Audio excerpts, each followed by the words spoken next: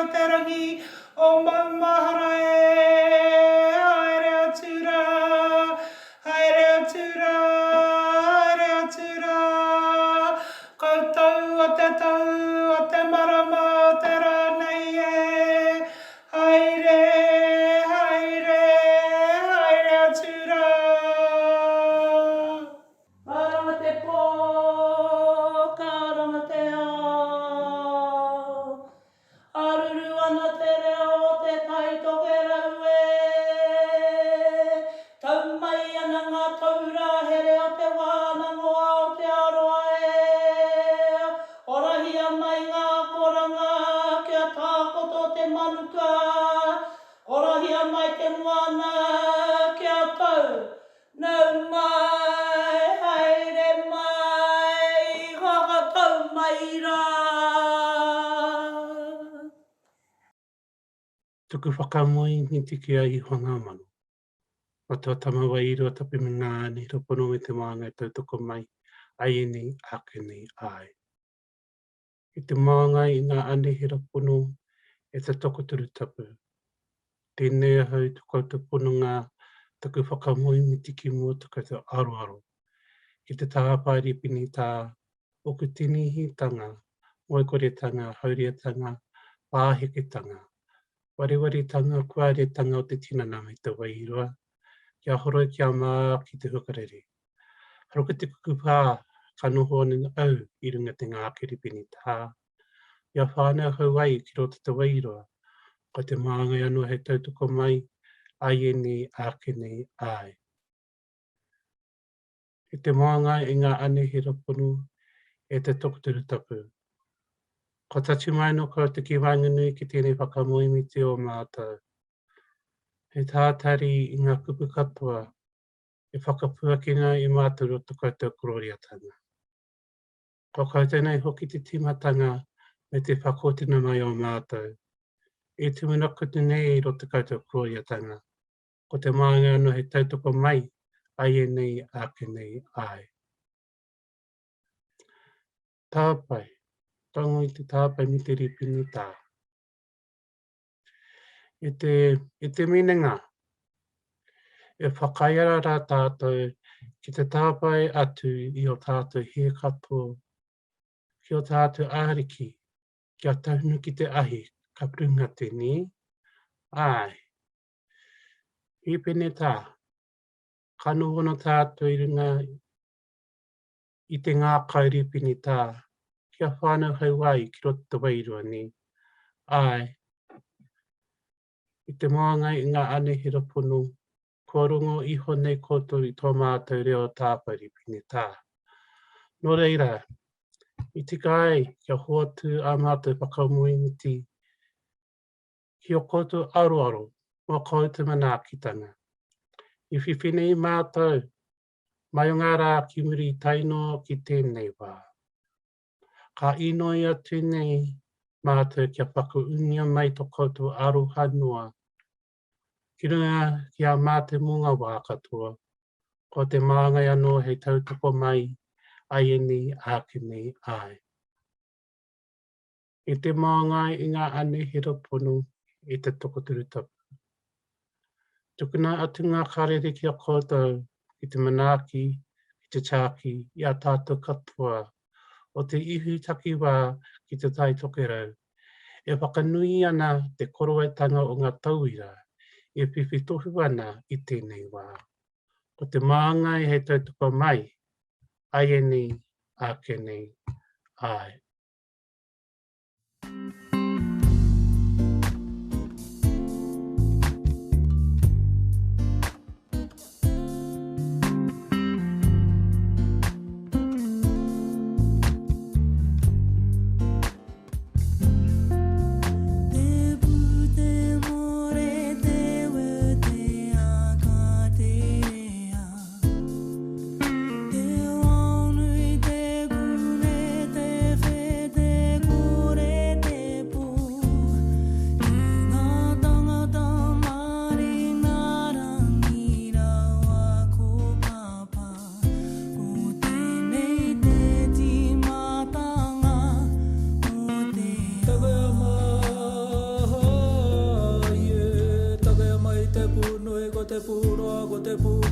ke ko te pū whairea, ko te pū tauara, ko te pū tauari, ko te pū are, ko te pū akai, ko te pū autea, ko te pū tairea, ko te pū mai tawiti, ko te pū tā ki utae. Ko te pū o te watu tai ora, ko te tai whakarunga, ko te tai whakaroro mātahi te kāhui o rua tā whārua a kuaroa. Kaue a te koronga nui e.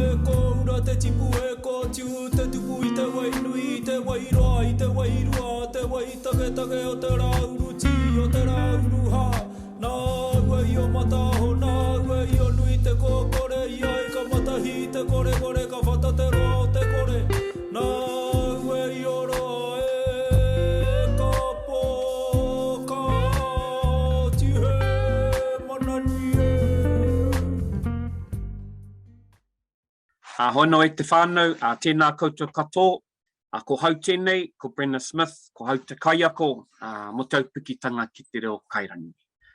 Hono te matua te rā, tēnā koe, ko koe tēnā, ko tukuna, i te mihi mahana, i te mihi maioha ki tō tātou hui.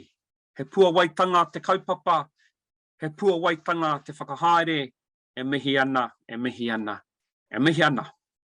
Anā te matua e arana, haere pai. Ko koe tēnā, te teo ngā tuki, i roto i ngā rautau, ko mahoia mai, i roto i te wānanga o Aotearoa. Ko koe hoki anō, tētahi rangatira, tētahi taumata kai kōrero, kai tēnā pito kato o te wānanga. E te matua e arana, takoto mai, moi mai rai. Anā tuarua ka whakahoki te mihi, kia koutou katoa. Ngā akonga o tēnā kaupapa, ngā kaiako, ngā kaiawhina, ngā kaiwhakataki ako, ngā kaiwhakahaere ako, a mihi ana kia koutou katoa i tēnei pō. Hoi no, tāku ki ngā tauira, tēnā koutou. Tēnā koutou ko tūtuki ngā mahi, ko ea ngā mahi, i roto i ngā tau. Ko neke koe ki te kaupapa, kai mua i a koutou, kai mua i ngā whānau, kai mua hoki i ngā tangata katoa i raru te maru o te wānanga o Aotearoa. E mihi ana ki ngā mahi ko tūtuki, ngā mahi ko ea, ngā noho marae, ngā romatawai, ngā wahanga katoa i roto i ngā mahi ko ea. Hoi no, kōrero mutunga tēnei, kia pai te pō, me whakanuia, me whakarangatira, me tukuna te mihi, kia koutou ngā hunga whakarongo. Anei ko te hui topa, anei ko te marae hau, tēnā koutou, katoa. Te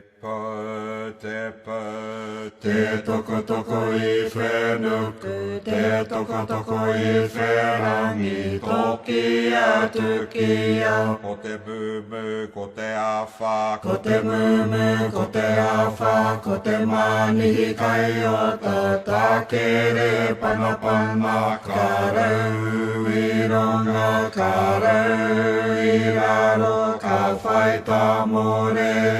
I runga ka whai tā more I raro. Tēnā ko te pau. Tēnā ko te pau, o rongo, no rongo. mauri ora ka ora te pu te toko I whenuku te toko I wherangi toki atu kia ko te mumu ko te awha ko te mumu ko te awha ko te manihi kai o te takere panapana ka rau I runga ka rau I raro ka whai ta more I runga ka whai ta more I raro tēnā ko te pau tēnā ko te pau orongo norongo mauri ora ka ora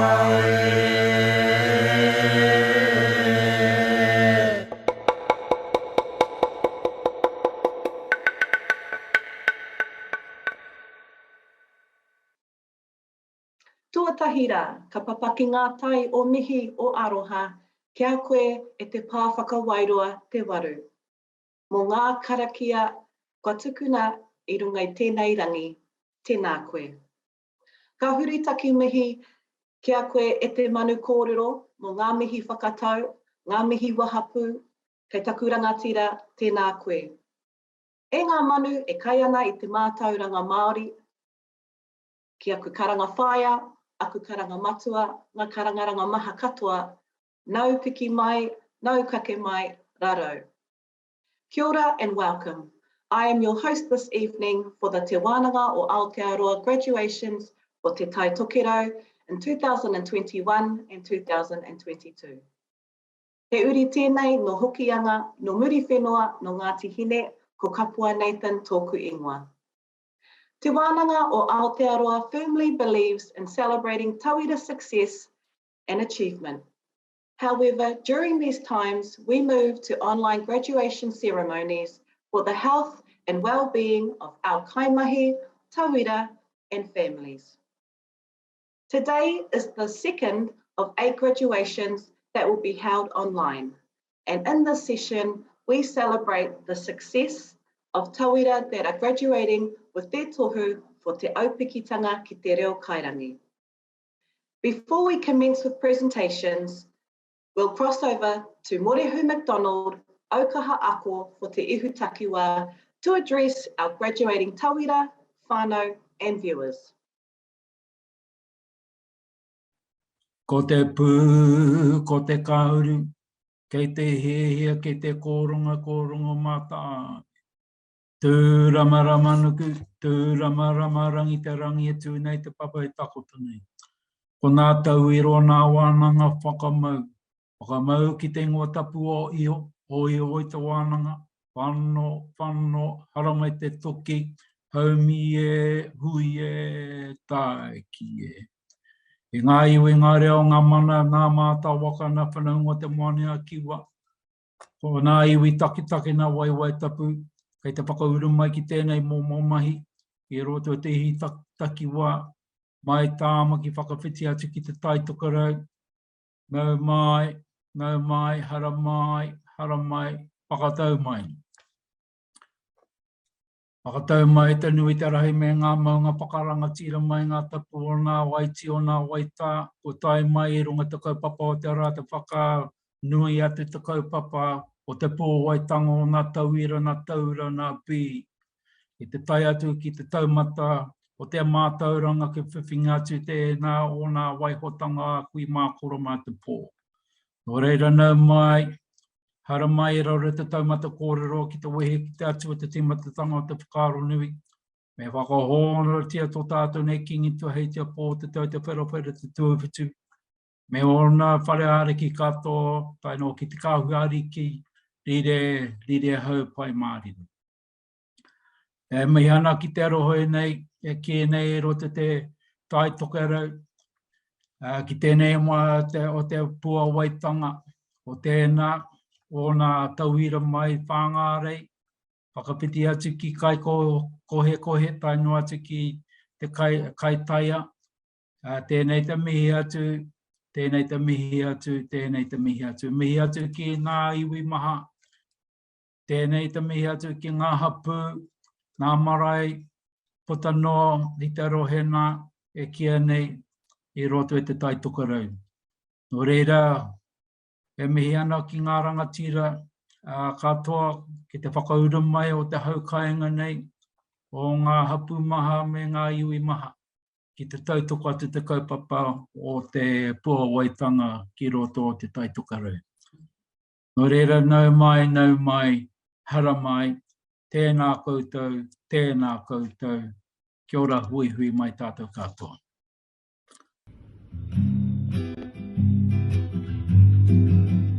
Ka kimihia ka rangahaua, ngā wawata ngā tūmanako, kia pai taku rapu, mo tōku reo mauri.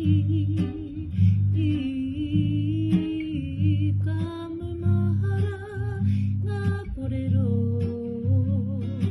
o aku matua tupuna, ki runga i te huarahi o tōku reo Māori.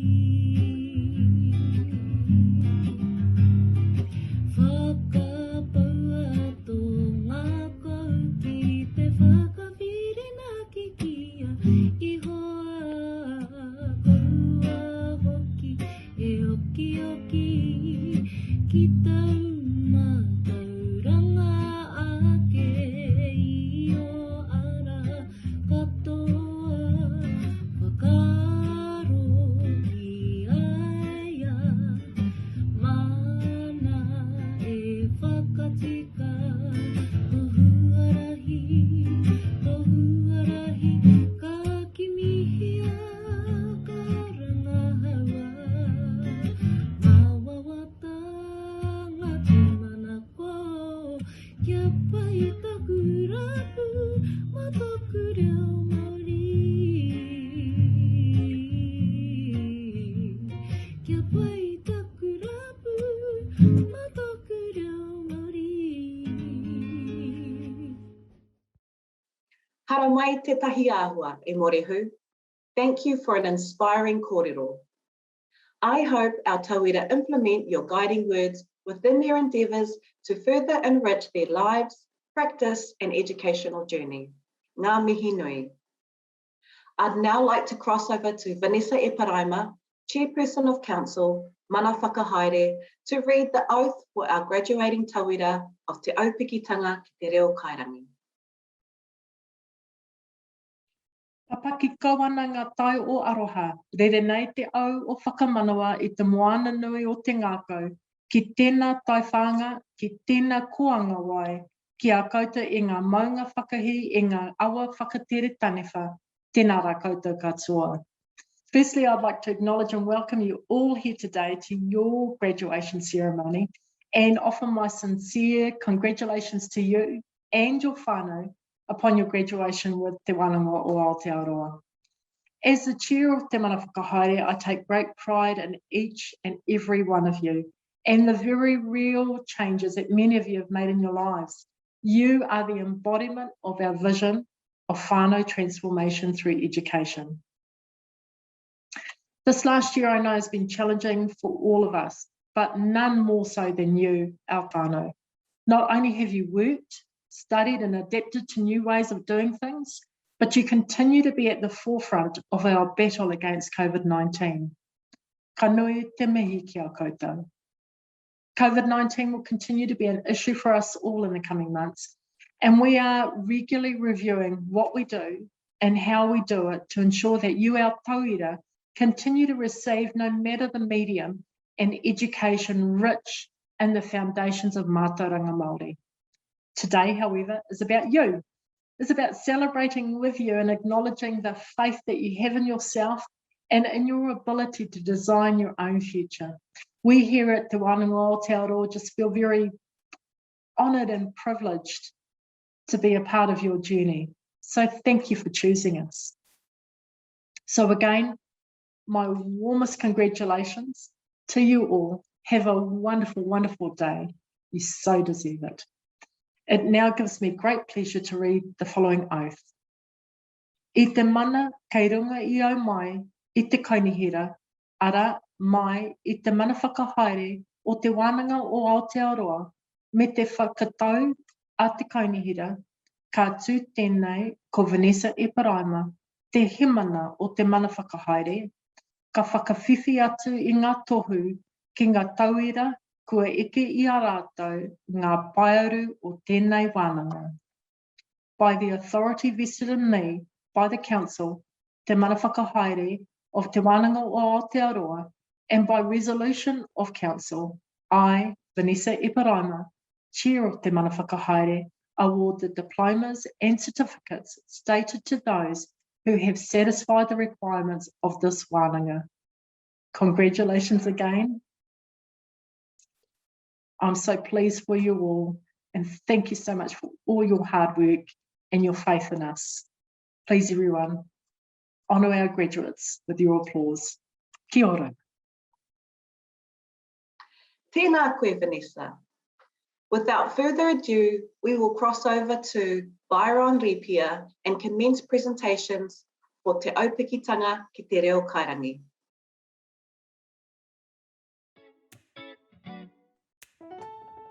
Airani Kingi.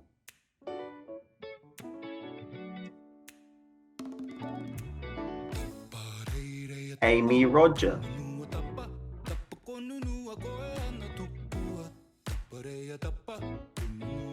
Aneta Cooper Paihopa.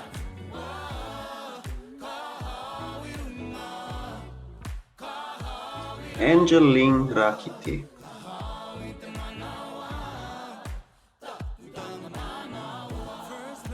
Aurangi Stokes.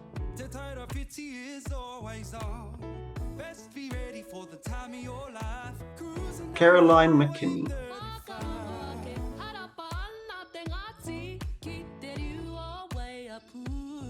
Charlene Morunga.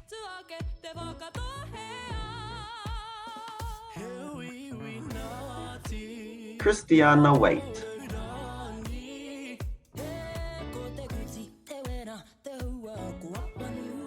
Daniel Williams.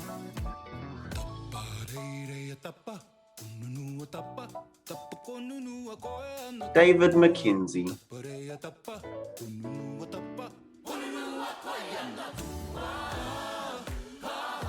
Dina Marie Himara.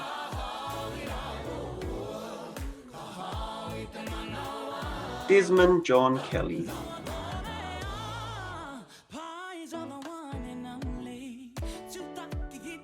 Donald Edmonds.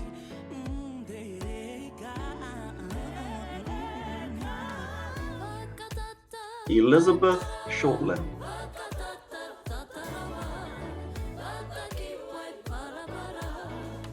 Irena Hodgkinson.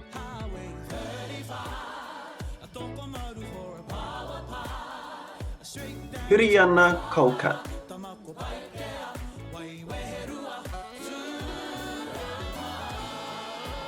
Jeroz Adams.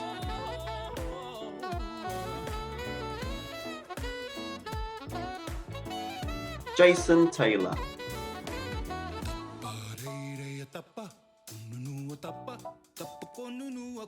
Judith Campbell.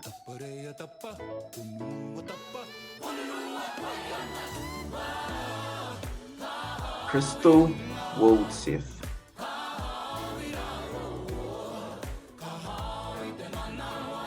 Leonard Namana.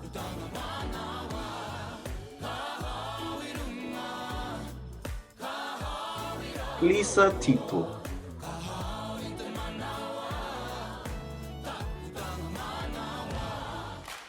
Lorraine Yekas.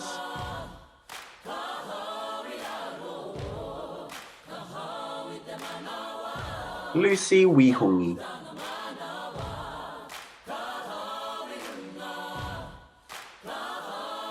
Lydia Wells.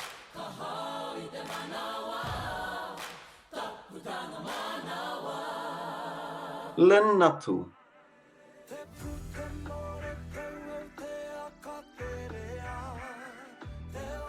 Manawa Taharua Candy.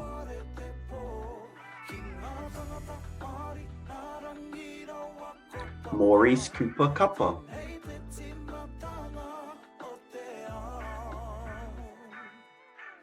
Melissa Williams.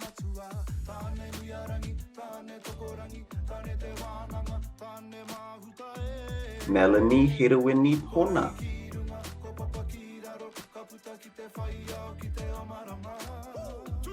Michael Toady.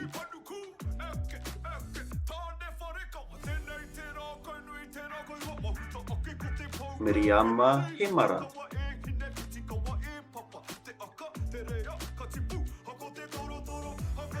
Moana Timoko.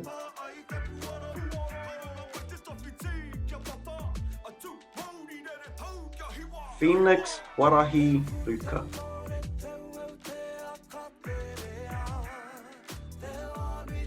Piripi Rakina.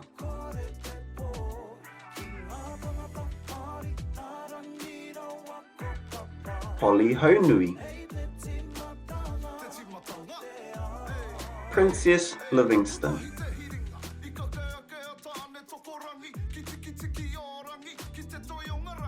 Raniera Warren.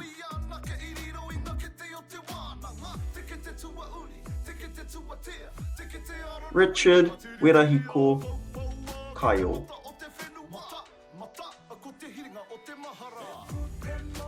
Sally Burney.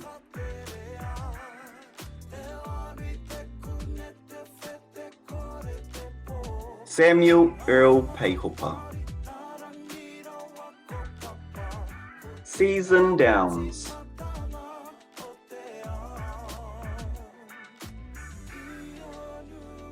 Shelley Bidgood.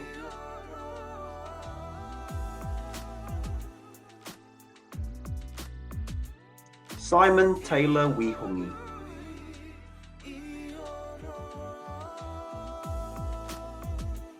Sunny Ahomiro.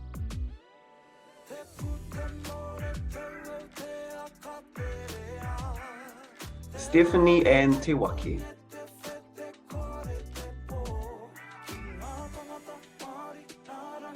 Tama Matthew Nuttall.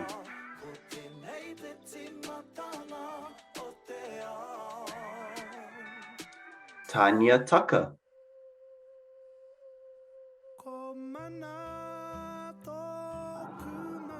Te Arapira Tauri.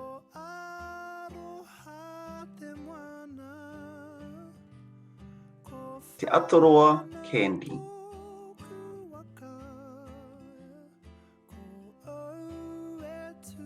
Te Rini Hinari.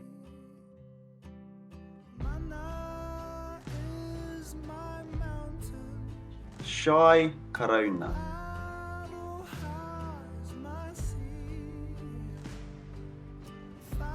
Veronica Allen.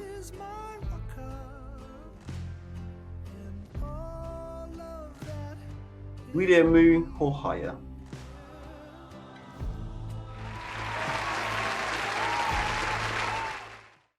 Ko tai tātou ki te mutunga o tō tātou nei kaupapa whakahirahira I tēnei pō. That concludes our presentations and ceremony for this evening. Please give another round of an applause for our graduates to wish them the best in their endeavours. Tēnā anō hoki koutou katoa. We thank you for being part of these celebrations this evening and hope that our tauira successes inspires you to seek educational excellence with us at Te Wānanga Aotearoa. Nā reira koutou katoa e hui hui mai nei, mai o mātou Te Wānanga Aotearoa, tēnā koutou, Māori ora. Tua uri uri, wai oi oi, ki tonu te rangi me te whenua, I te nui o tō kororiatanga. Matua ta māua I rua tapu, me ngā ane he rapono, me te maanga he tautoko mai, ai nei ake nei ai. I te maanga I ngā ane he rapono, e te tokuturu tapu. Ko matu tā mātou kaupapa, ki mua ki wakoto aroro. Nō reira mana ki tia tākina mātou katoa, e mahi ana a mātou mahi I tēnei tau. Watu ki ngā hunga Māui ki roto I ngā hohipera. Ngā whare marae, ngā whare here here, ngā whare wairangi, ngā whare maha, ko ngā tūroro, ko ngā whaia e kōpū ana, ko ngā kaimatoa, ko ngā kuia, ko ngā tamariki mokopuna, ko ngā hunga ki raro i te kāpua pauri, ko ngā hunga ki raro i ngā momo pakanga o te ao. O rātou katoa ki ngā motu e toru Aotearoa, piti atu ki te waipunu, ki te whare kauri. Tai atu hoki ki ngā motu, ki ngā mautere, i ngā whenua puta noa i te ao. Watu, piki te ora, piki te kaha, piki te māramatanga, me te rangi Māoriatanga. Kia rātou tinana, wairua, hiningaro, me rātou whatu manua. O te maanga e he tautoko mai, ai e ni, ake ni, ai.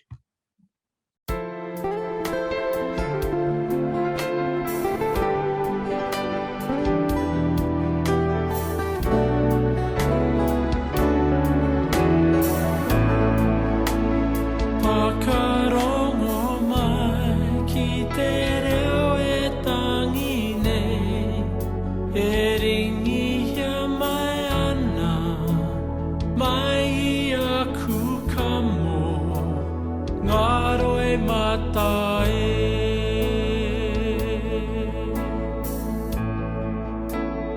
Whiti mai te